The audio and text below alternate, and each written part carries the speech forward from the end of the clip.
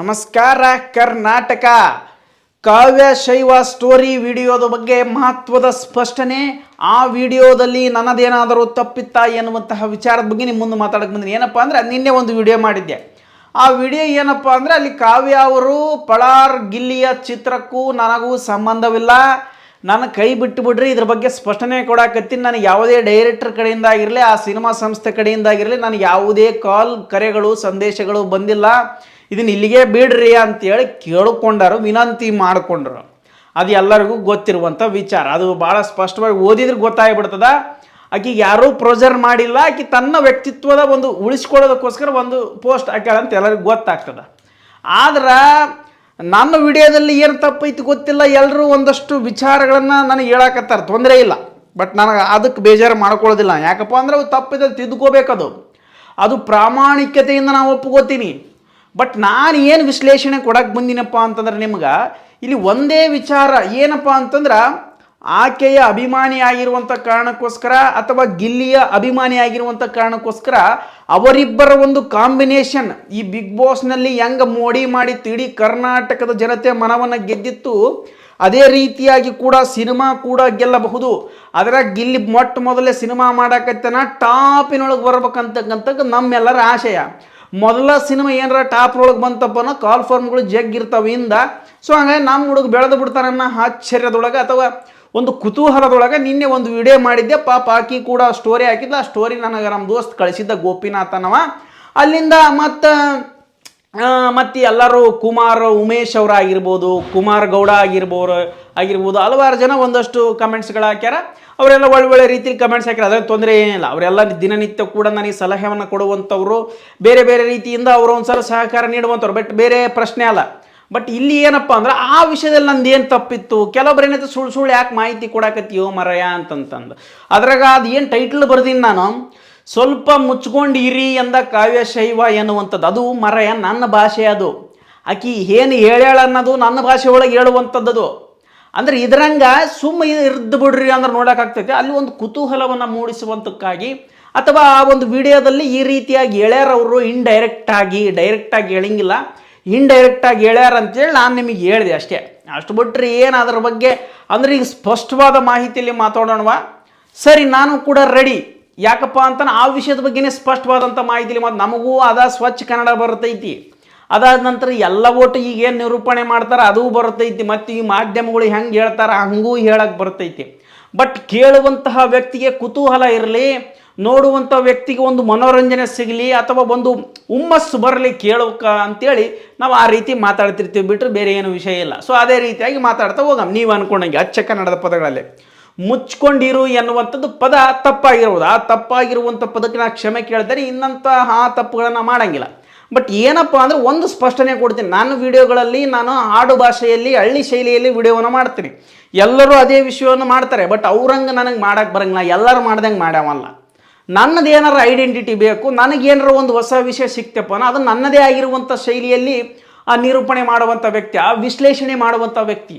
ಅವ್ರ ರೀತಿ ಬರಂಗಿಲ್ಲ. ಈಗ ಅವ್ರ ರೀತಿನೂ ಬರ್ತೈತೆ, ಅದೇ ರೀತಿ ಹೇಳ್ತೀನಿ ಕೇಳ್ರಿ. ಈಗ ಕನ್ನಡದಲ್ಲಿ ಬರುವಂತಹ ಪ್ರತಿಯೊಂದು ವಿಷಯಗಳನ್ನು ಕೂಡ ನಾನು ಹೇಳಬಲ್ಲೆ, ಅದೇ ರೀತಿಯಾಗಿ ಮಾತನಾಡಬಲ್ಲೆ. ಕನ್ನಡವನ್ನು ಸ್ಪಷ್ಟೀಕರಣದ ಮೂಲಕ ಕನ್ನಡವನ್ನು ಸ್ಪಷ್ಟವಾಗಿ ಅತಿ ಸ್ಪಷ್ಟವಾಗಿ ಮಾತನಾಡಬಲ್ಲೆ, ವಿಷಯವನ್ನು ಸ್ಪಷ್ಟಪಡಿಸಬಲ್ಲೆ, ಗಾಂಭೀರ್ಯತನದಿಂದ ಎಲ್ಲ ವಿಷಯಗಳನ್ನು ಕೂಡ ನಿಮ್ಮ ಮುಂದೆ ಇಡಬಲ್ಲೆ.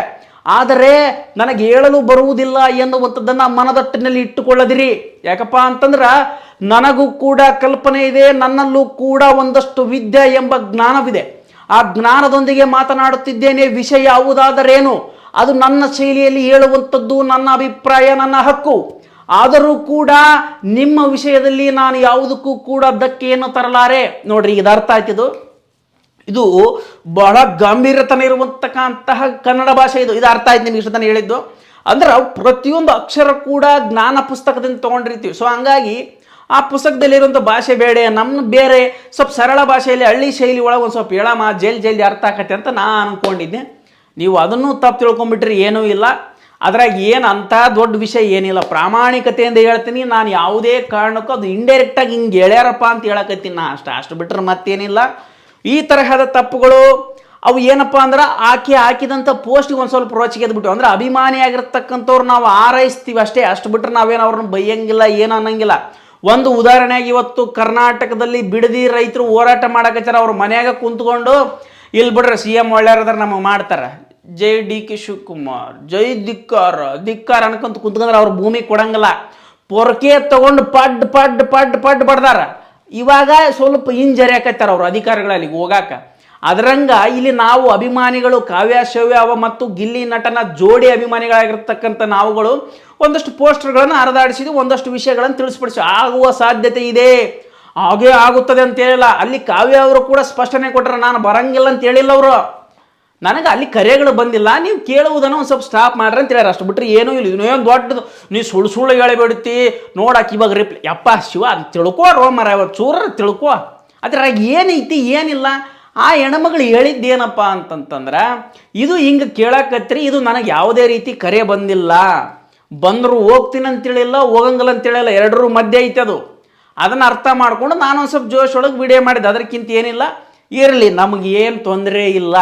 ನೀವು ದೋಸ್ತರಿದ್ದಂಗೆ ಗೆಳೆಯರಿದ್ದಂಗೆ ಮಾವನವ್ರಿದ್ದಂಗೆ ಬಾಮೈದ್ರಿದ್ದಂಗೆ ಅಣ್ಣತಮ್ಮರಿದ್ದಂಗೆ ಸೋದರ ಮಾವನವ್ರಿದ್ದಂಗೆ ಅಂಕಲ್ ಇದ್ದಂಗೆ ಆಂಟಿಗಳಿದ್ದಂಗೆ ಅಕ್ಕಾರಿದ್ದಂಗೆ ತಂಗಿಯರಿದ್ದಂಗೆ ಸ್ನೇಹಿತೆಯರು ಇದ್ದಂಗೆ, ಯಾರು ಏನಾರ ಬೈಲಿ ತಲೆ ತೊಳ್ಕೊಡಿಸ್ಕೊಳಂಗಿಲ್ಲ. ಪ್ರಾಮಾಣಿಕತೆಯಿಂದ ಹೇಳ್ತೀನಿ, ಅದ್ರೊಳಗೆ ನಂದು ಯಾವುದೂ ತಪ್ಪಿಲ್ಲ.